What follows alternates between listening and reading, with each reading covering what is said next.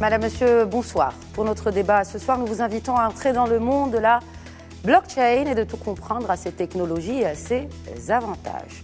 Une technologie d'abord de stockage, ensuite de transmission d'informations. Une technologie car fonctionnant sans organe de contrôle et totalement transparente et sécurisée. Et si le concept ne vous parle toujours pas, notez que c'est cette même technologie qui est à la base du fameux Bitcoin et autres crypto-monnaies. Encore peu connue du grand public, la chaîne de blocs ou blockchain a cependant le pouvoir de changer le quotidien de chacun de vous dans les aspects de la vie les plus élémentaires aux besoins de notre époque. Mieux que cela, elle peut changer les dysfonctionnements moraux d'une société, tant cette blockchain est fondée sur ce que je disais tout à l'heure, le principe de la transparence. Alors, utopie ou révolution réaliste au Maroc, c'est ce que nous saurons dans le débat d'aujourd'hui en compagnie de nos invités. Tout d'abord, Mehdi Alaoui, bonsoir. Bonsoir. Bienvenue, vous êtes vice-président de l'APEBI. Tout à fait, je vous remercie pour l'invitation, c'est un honneur d'être parmi vous ce soir. C'est un plaisir de vous recevoir. Également sur le plateau, un expert en IT et télécom, Khalid Ziani, bonsoir et bienvenue à vous aussi. Bonsoir, et je vous remercie pour cette invitation. Un autre expert, cette fois en transformation digitale, d'ailleurs il fait partie du board de l'agence du développement digital au Maroc, Tarek Foudli, bonsoir et bienvenue à vous aussi. Merci de m'avoir invité. Alors tout d'abord, j'aimerais qu'on commence cette émission avec un côté pédagogique. Khalid Ziani, la blockchain. J'ai essayé de donner une définition des plus basiques en commençant l'introduction de cette émission. Qu'est-ce que c'est et comment cela marche ? Alors la blockchain est un outil qui permet, c'est une solution qui permet le stockage d'une manière non falsifiable, cryptée, non répudiable d'une information comme un acte, un registre, qui est par réputation non modifiable. Et cette technologie a une autre particularité, c'est qu'elle est dite stockée sur le réseau, c'est-à-dire sous forme de blocs. Et cette caractéristique lui donne un aspect sécurité et pérennité beaucoup plus fort que les technologies classiques et elle est parfaitement adaptée pour tous les documents de type acte ou contrat qui sont non modifiables et non répudiables.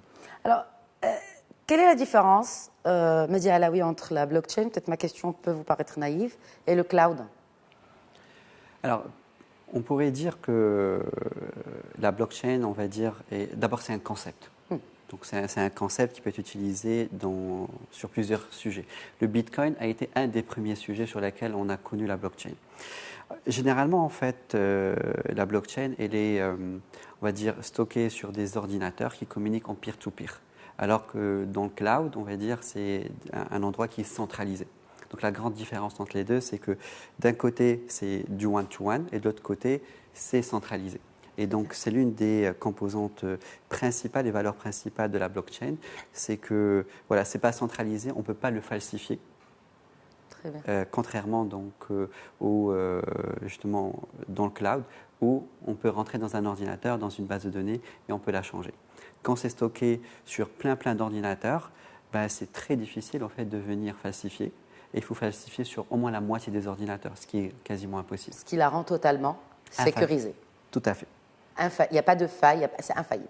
Quasiment. Très bien. Alors, comment cela marche ? Donc, il y a plusieurs ordinateurs, on parle de serveurs, on parle d'ordinateurs. Comment ces informations circulent-elles ?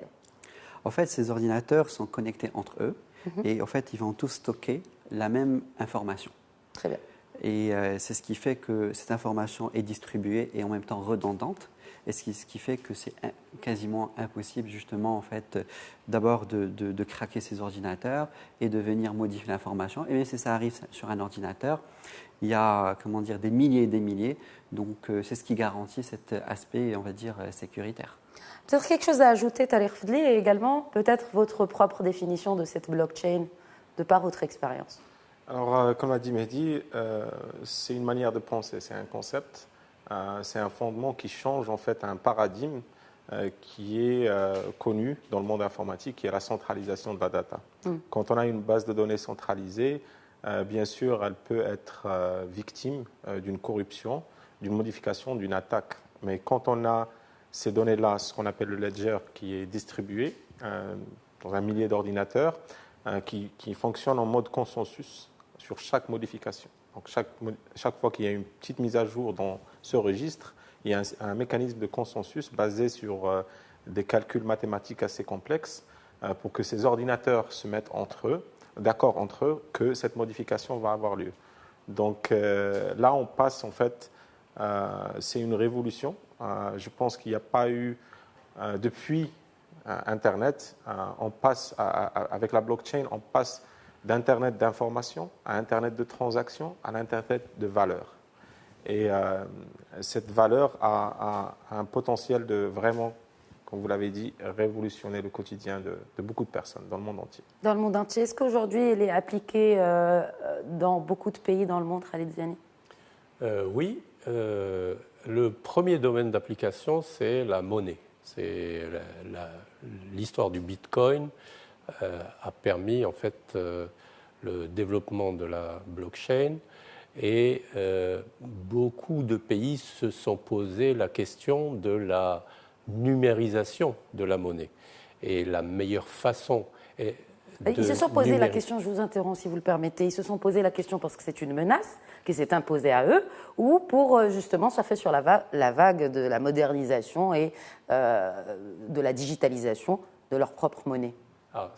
Ça peut être une menace, mais ils ont pensé qu'il fallait transformer cette menace en opportunité. Très bien.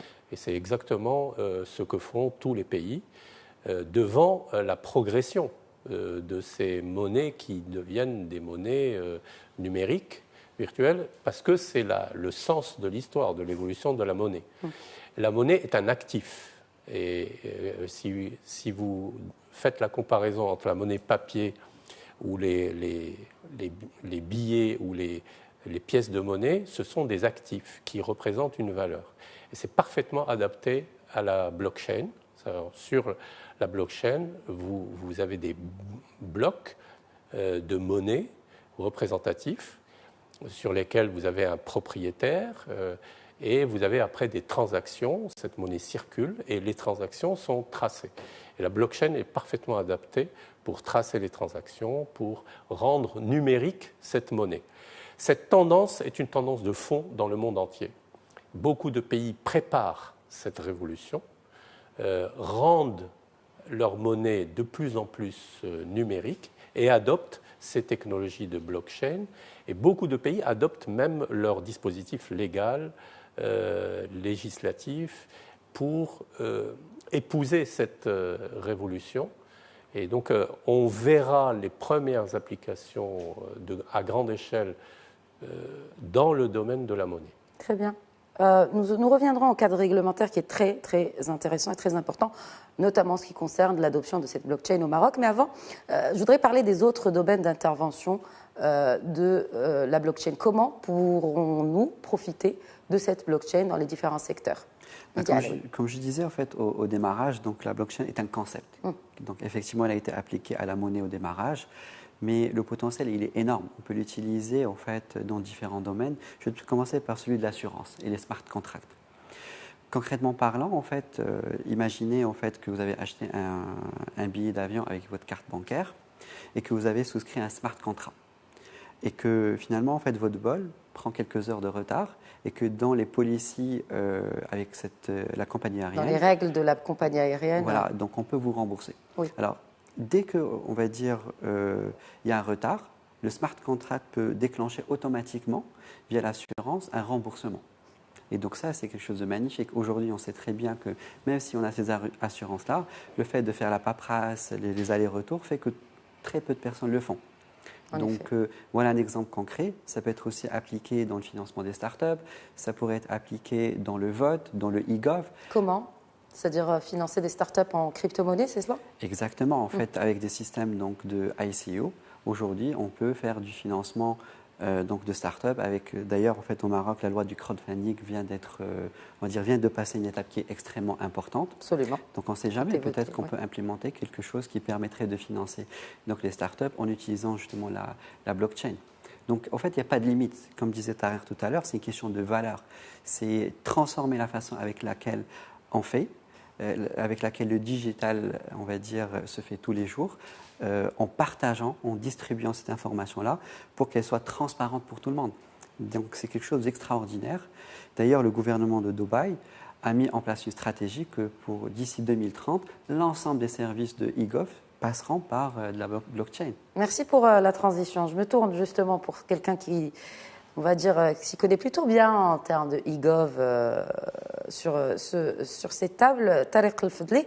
Alors, quels sont les domaines d'intervention de la blockchain? Quelles sont les possibilités d'utiliser la blockchain dans justement la digitalisation de notre administration et de tous les services qui incombent à cette administration marocaine?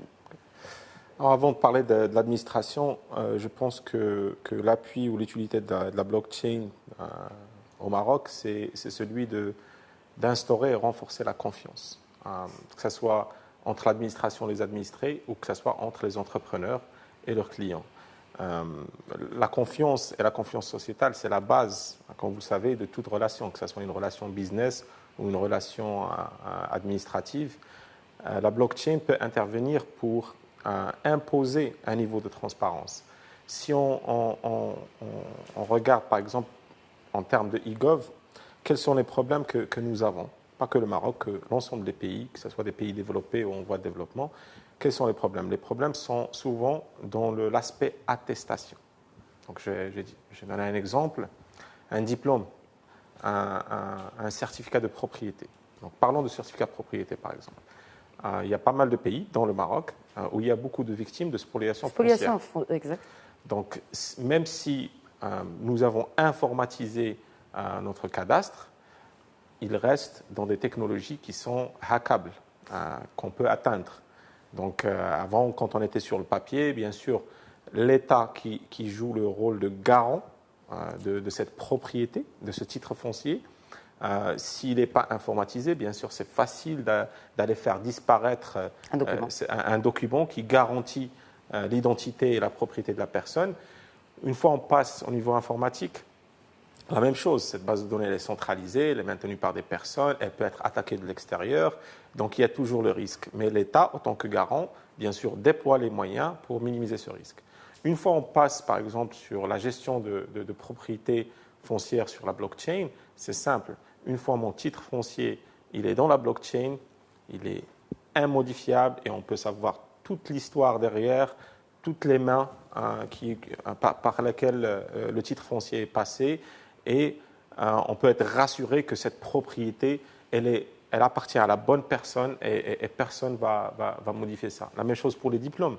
Aujourd'hui, si on regarde parmi les problèmes sociétaux qu'on a, c'est la falsification d'attestation ou la falsification d'un diplôme. D'un diplôme, carrément, oui. Voilà, sur une blockchain, ça c'est résolu. Mais si un titre foncier peut être vendu, on se rappelle de ce scandale de spoliation immobilière, dont des titres fonciers ont été vendus 2 à 3 fois, c'est-à-dire on est au XXIe siècle, c'est quand même assez difficile à intégrer. Et puis, il y a des pays qui ont choisi d'utiliser la blockchain, notamment en ce qui concerne le cadastre.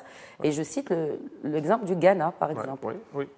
Par rapport à l'e-gov, je reviens à cette question de e-gov, il y a l'Estonie. Alors, j'ai été agréablement surprise en préparant cette émission de savoir que ce tout petit pays, 1 million et quelques d'habitants, 1,2 million, 1,3 million d'habitants, à 99% de ses services administratifs sont digitalisés. On en est où au Maroc? En fait, il y a plusieurs À part la DG, je ne parle pas de paiement d'impôts, parce que 95% des Estoniens paient leurs impôts en ligne. Donc, il y a plusieurs chantiers au Maroc, chez plusieurs administrations. Mais le problème, en fait, c'est qu'on s'y est pris un peu en retard. Et la raison pourquoi on a fait ça, parce qu'il y a plusieurs obstacles. Moi, je mets le doigt tout le temps sur la réglementation des marchés publics en termes de projets informatiques. Elle n'est pas du tout adaptée à la réalité de l'informatique, qui est une science qui évolue tout le temps. Nous avons de la réglementation calquée sur les chantiers immobiliers qu'on applique à l'informatique. Donc, nos DSI de l'administration ont les mains un petit peu attachés. Et en fait, on le voit même dans le discours royal, c'est que la prise de décision, à certains niveaux, elle tarde, elle prend du temps. Et c'est une prise de risque, parce que dans l'IT ou dans la technologie, on doit avoir une capacité à prendre le risque, à explorer, mais surtout une capacité à accepter l'échec. L'Estonie n'a pas tout réussi. Elle a eu beaucoup d'échecs. Elle accepte l'échec parce que l'échec nous permet d'apprendre, de rectifier le tir et de revoir notre méthode. Malheureusement, dans quelques projets, nous sommes en train de réappliquer la même méthode qui n'a pas marché dans le passé.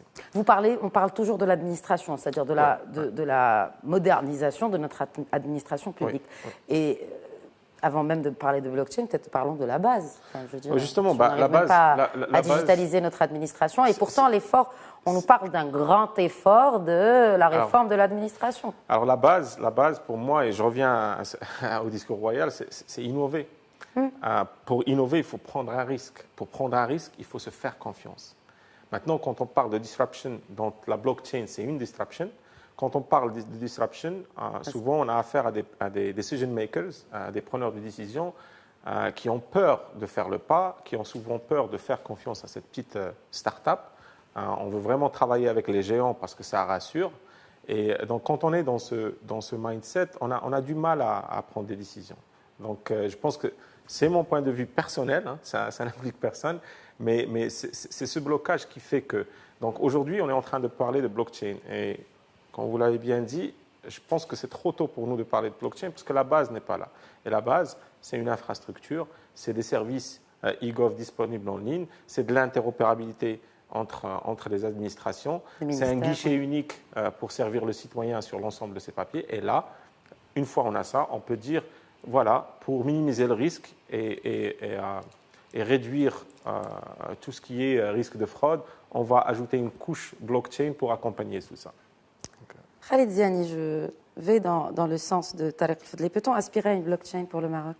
Si oui, quelles sont les bases aujourd'hui? Vous avez parlé d'infrastructures, mais de quoi avons-nous besoin comme base pour construire ce chemin vers la blockchain? Nous n'y sommes toujours pas. Alors, la première pierre à l'édifice, c'est les compétences, c'est la formation des ingénieurs sur ces nouvelles technologies. Et donc, sur ces technologies de blockchain, il nous faut absolument former des ingénieurs sur ces technologies. Donc, il nous faut des organismes de formation ou des startups qui travaillent sur des projets qui mettent en œuvre ces blockchains et qui permettent de former ces ingénieurs. C'est comme ça qu'on va initier. Après, la notion de... Sur la blockchain, en fait, les notions de frontières n'existent pas. On s'adresse à un réseau Internet qui devient un réseau de stockage. Donc, on a probablement la deuxième pierre à l'édifice, c'est adapter notre réglementation et nos lois, qui sont toutes basées sur l'environnement national. Quid des données distribuées en bloc, stockées sur un réseau mondial? Il faut adapter nos lois et notre réglementation.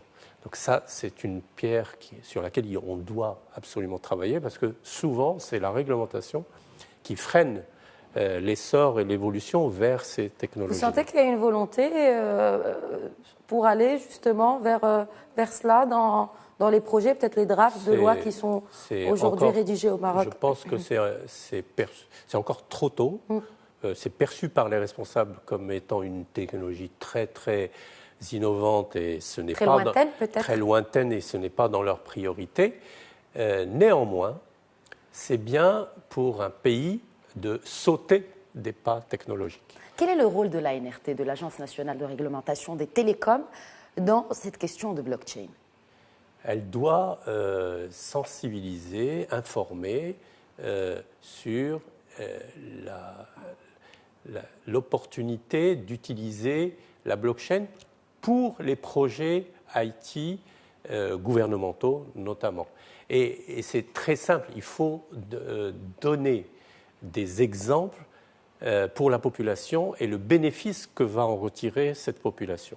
Il faut expliquer, par exemple, pourquoi, depuis 20 ans à peu près, nous n'avons jamais réussi à digitaliser les actes de naissance, actes de mariage, actes de succession. Et nous avons un dispositif qui est totalement manuel, qui date de plusieurs centaines d'années et qui marche exactement comme le process de la blockchain. Exactement. Si vous prenez les actes rédigés par les Hadoul, signés par le juge, déposés dans des registres, c'est exactement le processus de la blockchain, sauf qu'il est manuel dans un monde non connecté, et notre société avait trouvé ce dispositif pour certifier et rendre uniques les actes. Si on pousse la réflexion d'imaginer un processus de numérisation de ces actes, il faut absolument prendre la voie de la blockchain, plutôt que la voie classique qui consiste à configurer des bases de données centralisées dans un cloud privé ou national. Et cette voie classique, il faut l'abandonner. C'est la dépasser parce qu'elle est déjà obsolète aujourd'hui à cause de la blockchain. Les actes sont des actifs, ils sont éligibles à la technologie de blockchain. Ce sont des actifs non modifiables, non falsifiables, qui nécessitent une sécurité très forte. Donc, dès maintenant, au moment où on commence à réfléchir sur le dispositif de digitalisation de ces actes, et on a à peu près 28 millions de registres non digitalisés au Maroc. Quand vous dites registres, c'est les registres où on signe quand on récupère un document, c'est-à-dire les registres... Non, ce sont les registres des Hadoul. Il ne faut pas oublier qu'au Maroc, nous avons tous les actes. En fait, à la conservation foncière, nous n'avons que 30% des actes de propriété, par exemple. Tout le reste est déposé dans des registres au ministère de la Justice. Les registres de naissance, l'état civil, ce sont des registres qui sont en cours de digitalisation, mais ce sont des registres. Les actes de mariage, ce sont des registres papier qui sont déposés dans les tribunaux de la famille. Donc tout cela, tous ces actes et ces registres sont éligibles à la blockchain. Et c'est la meilleure technologie de sécurité, de fiabilité, de non-répudiation. Donc là, si on avait une démarche à faire, c'est dès maintenant, puisque en fait les projets sont en cours de lancement. Il faut choisir la meilleure technologie pour sauter le pas. Très bien. Et ne pas stocker notamment ces actes dans des solutions classiques. Et pour cela, nous avons besoin d'ingénieurs, nous avons besoin de start-up, et nous avons besoin de quelque chose qui a été évoqué, c'est ce syndrome de l'administration à penser, à chaque administration, à penser qu'elle peut tout faire elle-même. Nous devons absolument introduire ce qu'on appelle l'outsourcing, c'est-à-dire que en fait, les projets informatiques sont des projets externalisables qui doivent être faits par des spécialistes dont c'est le métier et pas forcément par ces administrations-là. Une fois qu'on a franchi ce pas, dire que l'administration n'a pas vocation à faire elle-même ses projets IT, nous progresserons très vite. Nous progresserons très vite et nous ferons progresser et émerger des champions nationaux et des start-up qui progresseront grâce à ces contrats d'externalisation. La NRT qui a créé un soft center justement pour plancher et travailler sur un centre national de blockchain, mais comme vous l'avez dit, il faut peut-être déjà penser à généraliser cette idée qu'il est temps de penser à mettre déjà cette première pierre à l'édifice avant de déjà construire d'autres choses. La dernière pierre à l'édifice, c'est le dispositif de gouvernance. Donc, vous avez évoqué la NRT. Là, c'est un très, très bon exemple. Oui. La NRT a signé une convention avec le Soft Centre, qui est une association qui est très dynamique. Oui. Mais qu'est-ce qui oblige le ministère de la Justice ou la conservation foncière à travailler avec le Soft Centre ou aller dans la voie tracé par... C'est une plateforme nationale de Non, blockchain. il faut que dans la gouvernance, au gouvernement, il y ait une gouvernance qui donne la feuille de route générale et globale, transversale. Voilà, qui disent que, par exemple, il faut dire que les actes, tous les types d'actes, doivent passer dans la blockchain. Ça, c'est une décision gouvernementale qui doit être prise.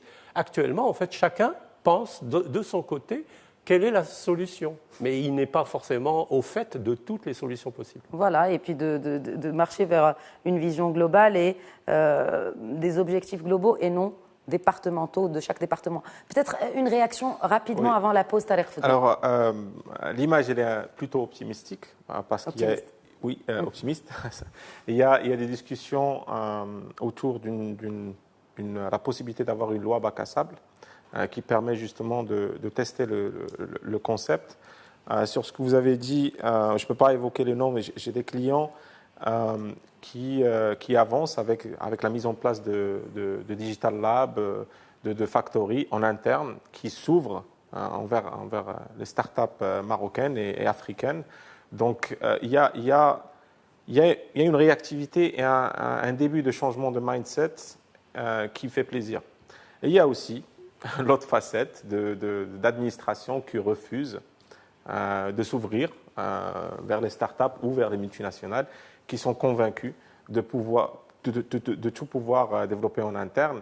Et ça, pour moi, c'est un mindset qui ne va pas changer demain. Qui doit être réformé avant de penser à la réforme même de cette administration. Quand on est un ministère de X, je ne vais pas nommer qui, et que je m'amuse à embaucher 60 ingénieurs informaticiens, c'est que je deviens le ministère de l'informatique, sachant que Apple a 10 ingénieurs sur iPhone. Très bien. En tout cas, c'est bien résumé et l'image est un peu plus claire. Messieurs et nos téléspectateurs, je vous propose de revenir au débat juste après cette courte pause. À tout de suite. Bienvenue à nouveau. Vous regardez Éco-Débat que nous consacrons aujourd'hui à la blockchain. Avant la pause, nous nous sommes donc intéressés à cette question d'imaginer une blockchain nationale, peut-être même sur ces points qui ont été brillamment évoqués par mes invités, en ce qui concerne l'approche même de la modernisation des services qui sont proposés aux citoyens. Je me tourne vers Média Alaoui, parce que nous avons eu bien sûr l'avis de Khalid Ziani et de Tariq Foudli. Qu'en est-il pour vous? Comment voyez-vous justement cette transformation, voire révolution? Parce qu'il est clair, d'après les constats de vous tous, qu'on est légèrement à la traîne. Tout à fait. Moi, je voudrais réagir essentiellement sur 2 points qui ont été dits et redits, le mindset et la célérité. Alors, effectivement, en fait, on a un certain nombre de lois, peut-être qui sont en retard par rapport, on va dire, à l'actualité d'aujourd'hui. Ces lois, en fait, on va dire, il y a dedans donc des règles qui créent des process, sauf que quand on crée ces process-là, ils sont complètement, on va dire, ils ne font pas attention aux citoyens. Alors que dans d'autres pays, on a la même chose, on a des lois, sauf qu'on met le citoyen au cœur du sujet. Ce qui fait au fait qu'on va lui permettre d'avoir une expérience qui est extrêmement intéressante. Et pourquoi on ne le fait pas aujourd'hui chez nous? Je pense que c'est lié au mindset. Parce qu'au fait, l'ensemble des personnes qui sont, on va dire, liées à créer ces process ne veulent pas prendre leurs responsabilités, leur courage et innover pour faire en sorte que le citoyen soit servi. Donc, on va mettre un certain nombre de process qui vont à l'encontre du citoyen. On va lui compliquer la vie, malgré que Sa Majesté, dans différents discours royaux, a dit qu'il ne faudrait plus, au fait, qu'on demande le même document à la même personne et que 2 administrations demandent ce document-là. C'est illogique. Mais est-ce qu'on va attendre 10 ans de plus pour pouvoir faire ça? Pour créer ce guichet unique. Exactement. Aujourd'hui, les technologies sont là. En plus, c'est des choses qui sont démocratisées, qui existent partout. Et qui peuvent peut-être même être développées par des startups marocaines. Définitivement, en fait. On parle aujourd'hui de blockchain, on parlait avant de base de données, c'est quelque chose, en termes de technologie, d'extrêmement accessible. Moi, la question que je me pose, mais pourquoi ce n'est pas déjà fait? Pourquoi ça bloque, puisqu'on parle de blockchain? En fait, blockchain, ça va être plutôt bloc avec un cul en UE. Bloc mindset. Voilà, c'est ça, absolument. Donc voilà, il faut débloquer ces mindsets. Et justement, je pense que voilà, il faudrait que ces décideurs prennent leur courage à 2 mains et mettent en place les choses, parce que la technologie le permet. C'est vrai qu'il y a un aspect peut-être social qu'il faut prendre en compte, Mais in fine, il faut le mettre en place et je pense que notre priorité, c'est le citoyen. Il doit être servi, il ne doit plus peiner, il ne doit plus se déplacer des centaines de kilomètres pour pouvoir avoir des documents basiques. Il ne faut plus qu'on le renvoie et qu'on l'envoie balader entre différentes administrations. C'est ce qui crée ce problème de manque de confiance, ce problème on va dire de haine contre l'administration, alors que la technologie peut régler ça très très rapidement et on n'a pas besoin de 10 ans pour le faire. Franchement, on a besoin de quelques mois pour implémenter tout ça. Il faut juste se mettre d'accord et commencer à travailler pour l'implémenter. Mon deuxième point, c'était justement par rapport à la célérité des choses. Aujourd'hui, on est dans un monde où tout avance très très vite. On est dans un monde où la technologie ne va pas nous attendre. Tous les pays, enfin plusieurs pays dans le monde ont implémenté ce genre de choses. Est-ce qu'on va continuer à en parler jusqu'à 2030, 2040, on va l'implémenter? C'est déjà trop tard. Le citoyen ne peut plus attendre. Du coup, il va ailleurs. Il va aller ailleurs, oui. Parce qu'on parlait d'ingénieurs, Khalid Ziani évoquait cette question d'ingénieurs, je voulais pas vous interrompre. Nous avons de très bons ingénieurs qui vont travailler justement pour cette peut-être même technologie de la blockchain, pas chez nous, mais ailleurs. Bah, tout à fait. Aujourd'hui, on a estimé à l'APB qu'il y avait en 2000 à 3000 ingénieurs qui quittent chaque année le Maroc pour aller travailler ailleurs. Pour différentes raisons. Enfin, parce qu'on va mieux les valoriser ailleurs, parce qu'ils vont avoir une nouvelle expérience. C'est quand même, ingénieurs sont quand même attachés à leur pays, ils aimeraient bien rester, mais il faut qu'on leur donne un cadre. Ils se sont aussi des citoyens et quand ils voient comment ça se passe au niveau des différentes institutions, bah, quelque part ils ne sont pas contents et ils partent parce qu'on ne préserve pas leurs droits. Et justement, c'est là où la blockchain peut tout changer, parce que la blockchain, c'est quoi avant? C'est la transparence. C'est la confiance. Et si on installe ça et on fait ce saut technologique directement et qu'on crée nos services de e-gov basés sur la blockchain, ben on peut complètement changer les choses. Au lieu de passer par le filaire comme on l'a fait dans les télécoms en Europe, on va passer directement à la 3G, à la 4G, et ça nous permettrait de faire un grand pas vers l'avant. Mais je reviens et j'insiste sur ce point-là. Et c'est un message que j'envoie en fait à l'ensemble des décideurs. Prenez vos courages entre vos mains et implémentez ces technologies. Ça va complètement changer la donne, pour nos citoyens, pour tout le monde. Et on est super jaloux de voir ça arriver, on va dire, ailleurs et pas chez nous. Ce n'est pas une question de compétence, ce n'est pas une question de talent, ce n'est pas une question de budget, c'est une question de volonté, c'est une question de mindset. Il faut que le mindset soit hacké pour pouvoir implémenter ce genre de choses et dans les meilleurs délais. Surtout que le Maroc a cette ambition justement d'être un peu leader dans sa région en ce qui concerne cette question des IT, des nouvelles technologies et aussi, n'est-ce pas, de donner sa chance à cet entrepreneuriat jeune, notamment les startups qui évoluent dans cela. Et là, pour le coup, on se retrouve par rapport à d'autres pays de la région, du continent, à la traîne, comme ce que je disais, parce que justement, il y a peut-être un manque de courage politique, selon vous? Moi, je pense qu'on est beaucoup sur les discours, on est moins sur l'action. Voilà, aujourd'hui, quand on voit un petit peu donc, cet écosystème de start-up qui grandit au Maroc, on a la chance d'être dans un pays qui est quand même stable politiquement, qui a une position géographique extraordinaire, qui a des ressources, et on est à la traîne au niveau, on va dire, des start-up. Quand on voit un petit peu les chiffres de l'année dernière, il y a plus de 1 milliard de dollars qui a été investi dans les start-up en Afrique. Le Maroc a eu 3 millions de dollars. Et c'est une start-up qui a levé les 3 millions de dollars. Une seule? Une seule.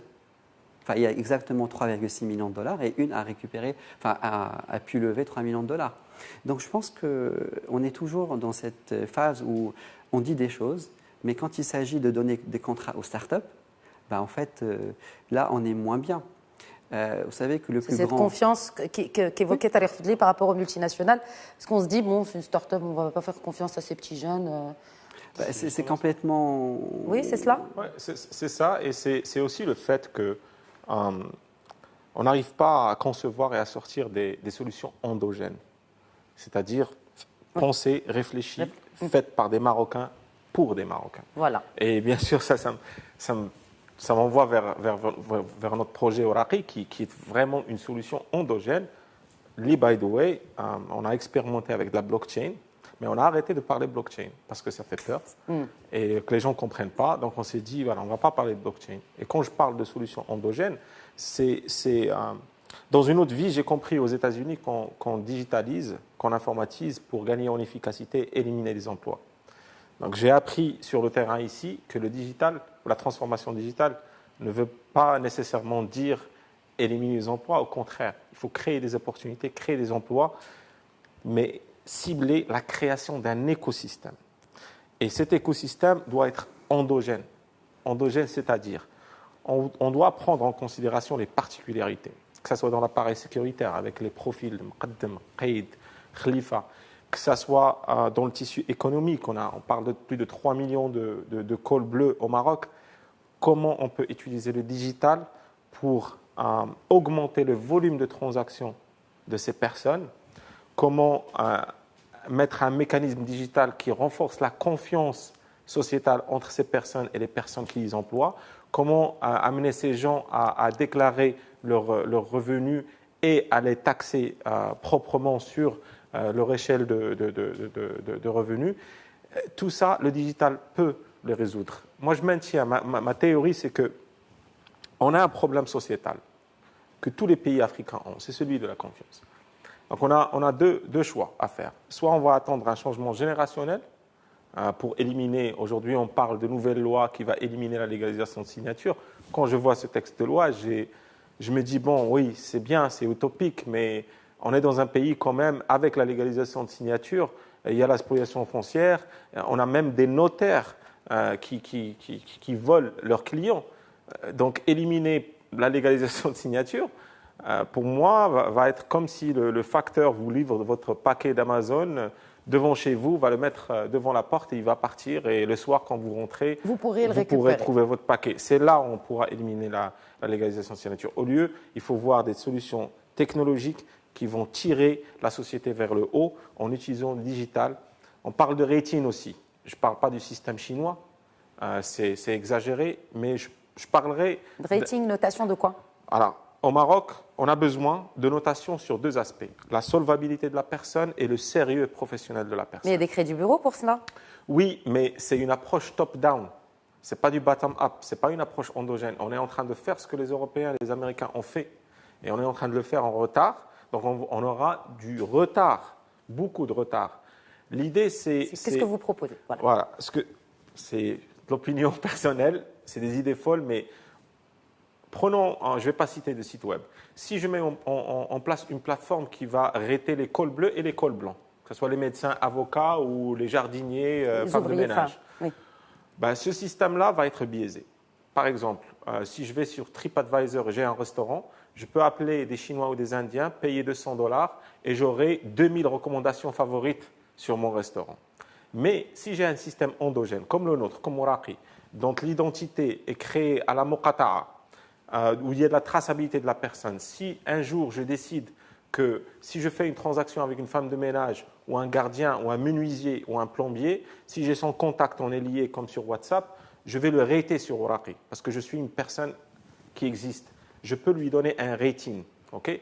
Si les factures transitent par cette plateforme Moraqi, on peut monter un scoring qui juge quand est-ce que le citoyen a vu ses factures et quand est-ce qu'il les a réglées. D'où la solvabilité de cette plateforme endogène qui part de la Muqata'a, de la légalisation de signature, e-certificat de résidence, on peut converger et construire un modèle de data qui peut rater les personnes sur leur sérieux dans le travail et aussi sur leur solvabilité. Et là, on peut augmenter le volume de transactions, le volume d'affaires et aussi la taxation. Et là, qu'est-ce qu'on a fait? On a fait une approche bottom-up, c'est-à-dire on a construit avec la manière marocaine, avec la sauce marocaine, et on a monté un modèle marocain de data.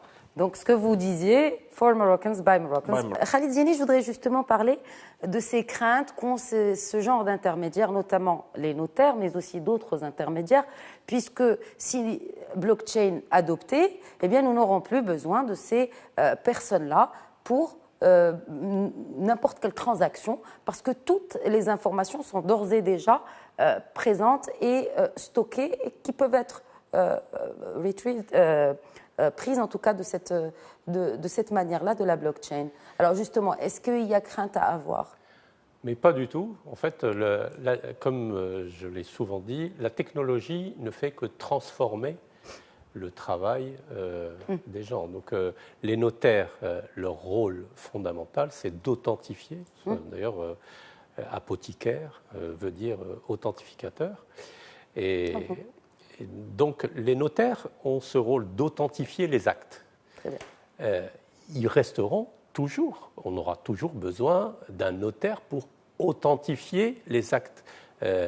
Mais le rôle du notaire va augmenter, aller au-delà du fait de vérifier l'identité de la personne, la signature. Tout cela peut être pris en compte par le système, par la machine, puisque l'identité peut être digitalisée. Les gens, quand ils signent, ça peut être également digitalisé. Les actes peuvent être stockés sur la blockchain. Le notaire aura un rôle réel d'authentificateur de l'intelligence de la transaction et de la conformité légale et réglementaire. C'est exactement ça son rôle. Actuellement, il fait au-delà de son rôle, c'est-à-dire qu'il fait également de la paperasse, il envoie à la conservation foncière, il envoie à la consignation pour le paiement, pour le circuit de paiement des sommes. Tout ce circuit de consignation peut être totalement digitalisé.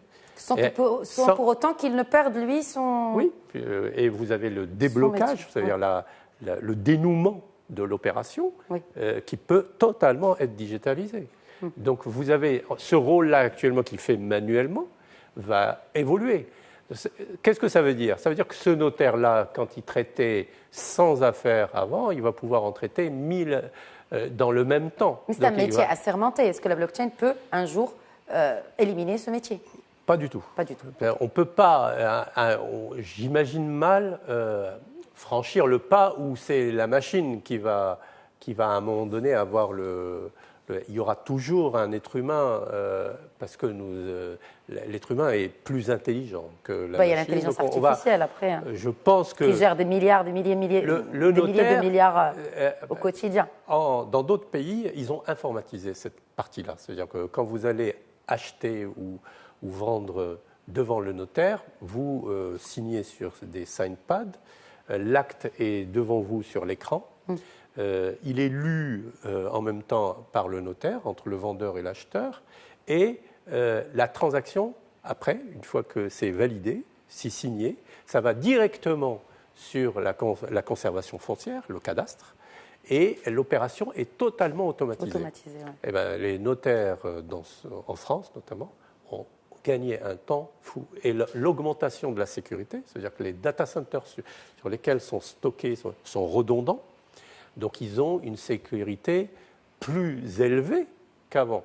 Actuellement, les actes sont stockés dans les armoires des locaux des notaires ou dans les tribunaux quand il s'agit de registres d'actes. Ils sont soumis à toutes les possibilités de feu, d'inondation, ce qui arrive. Hein. Nous perdons actuellement au Maroc, nous perdons des registres complets de naissance, par exemple, à cause d'inondations ou de sinistres qui arrivent dans les locaux où sont stockés ces registres. Donc, nous ne pouvons qu'augmenter la sécurité de ces registres, de ces informations, et donc rendre un plus grand service aux gens et aux citoyens. Très bien. Alors, on a parlé des intermédiaires et je venais justement au secteur financier. Est-ce qu'aujourd'hui, ça représente une menace pour le secteur financier, cette blockchain? Mais on le voit dans le monde, plusieurs dizaines, si je m'abuse, 80 banques ont déjà commencé à prévoir, on parlait de crypto-monnaie, à prévoir d'adopter cette technologie de blockchain pour justement s'adapter à ces évolutions, à cette révolution numérique. Mehdi Alaoui, est-ce que la blockchain constitue aujourd'hui peut-être un concurrent pour le secteur financier marocain? Alors, c'est une très très bonne question et en fait, on peut la voir de différents prismes. À chaque fois qu'on dit il y a une menace, ça veut dire qu'il y a une opportunité. Vraiment. Donc, c'est on va dire, un sujet classique. Maintenant, moi, je pense qu'il y a eu plusieurs propositions qui ont été faites dans ce domaine-là. Je vais d'abord parler au niveau international. Donc on a vu en fait l'émergence de quelques blockchains et quelques crypto-monnaies avec des hauts et des bas. On a vu aussi que quelques pays ont institutionnalisé leur propre crypto-monnaie. Il y a eu un débat sur le sujet au Maroc et je pense que c'est un sujet qui mérite, on va dire, d'être davantage approfondi. D'ailleurs, si je ne me trompe pas, il doit y avoir au Maroc un sommet sur la blockchain qui est au fait organisé par la Banque centrale du Maroc. C'est prévu, je pense, le 21 novembre. Donc, plusieurs banques centrales internationales seront présentes et on va parler de ce sujet-là. Et peut-être que le Maroc va aussi lancer sa propre crypto-monnaie. Ah bon? Je dis peut-être. Parce que, juste pour rappel aux téléspectateurs, la Banque centrale avait émis plusieurs... en tout cas, elle s'est montrée prudente par rapport à cette question des crypto-monnaies, en interdisant même l'utilisation des crypto-monnaies sur le sol marocain, parce que justement, on avait peur de plusieurs éléments, dont le financement du terrorisme, parce qu'on ne pouvait pas tracer l'origine de cet argent, même si virtuel, qui transitait. Mais pourtant, on l'utilise au Maroc. Je ne l'utilise pas. Ok. Non, mais il y a une différence en fait, entre le Bitcoin, qui effectivement peut être utilisé dans certains cas pour, on va dire, des opérations qu'il ne faudrait pas faire, et la crypto-monnaie. Donc, c'est deux choses différentes. Okay. Donc, si une crypto-monnaie est gérée, par exemple, par la Banque centrale marocaine, ben, là, il y a plus ce problème, on va dire, de sécurité parce que tout est clair, tout est transparent. Donc, voilà, ça dépend du prisme avec lequel on va voir les choses. De poids, de mesure. Exactement. Très bien. Donc, moi, à titre personnel, j'encouragerais qu'on ait une crypto-monnaie au Maroc qui soit gérée par la Banque centrale ou tout autre organisme régulateur. Et ça permettra de fluidifier un certain nombre de choses. Le paiement sur le mobile qui arrive en grande pompe sur le dernier trimestre de 2019. Avec 20 ans de retard. Oui, avec du retard, c'est sûr. En tout cas, il y a eu beaucoup de réticences que finalement, aujourd'hui, un opérateur télécom peut jouer le rôle d'une banque. Oui, il y a eu aussi beaucoup de lobby autour de ce sujet-là, mais maintenant c'est parti, ça va se mettre en œuvre et ça va permettre justement l'inclusion financière parce qu'in fine, qu'est-ce qui est important? On revient toujours au même sujet. Le plus important pour nous, c'est le citoyen. Et il faut qu'on lui donne les services nécessaires pour qu'il se sente un citoyen à part entière et qu'il puisse avoir accès à l'ensemble des services. Donc le mobile payment va résoudre ce problème. Je sais qu'aujourd'hui, il y a peut-être plus de 13 opérateurs qui vont lancer les services de manière progressive au fur et à mesure. Et je pense que c'est une opportunité donc, pour notre citoyen. Et pas une menace pour les banques. Non, absolument. D'ailleurs, en fait, ils vont jouer aussi un grand rôle. On va dire, quasiment l'ensemble des banques vont lancer des services de mobile payment. C'est pour ça, à chaque fois qu'il y a, on va dire, une menace, quelque part, c'est aussi une opportunité. Absolument, absolument. Bon, on va peut-être clôturer ce débat avec le coût. Est-ce que ça coûte de l'argent, la blockchain? Parce qu'on parle de tickets d'entrée. Est-ce qu'aujourd'hui, on peut budgétiser l'adoption de la blockchain au Maroc? Il me reste 3 minutes, donc c'est peut-être 1 minute pour chacun ou un dernier mot, si ce n'est pas sur cette question de budgétisation ou de coût. Khalid Ziani. Pour l'instant, nous ne sommes pas à l'étape de budget. Et tous les exemples actuellement d'usage de la blockchain sont des exemples d'usage qui ne sont pas monétisés. Très bien. C'est-à-dire il n'y a pas de redevance comme pour le cloud, par exemple, à payer à un éditeur ou quoi que ce soit, puisque c'est le monde libre et il n'y a pas réellement en fait de régulateurs qui percevraient ces redevances. Donc,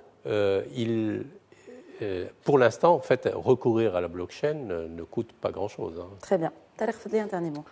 Un dernier mot, je partagerai un exemple concret, c'est celui de l'Inde en termes d'agriculture.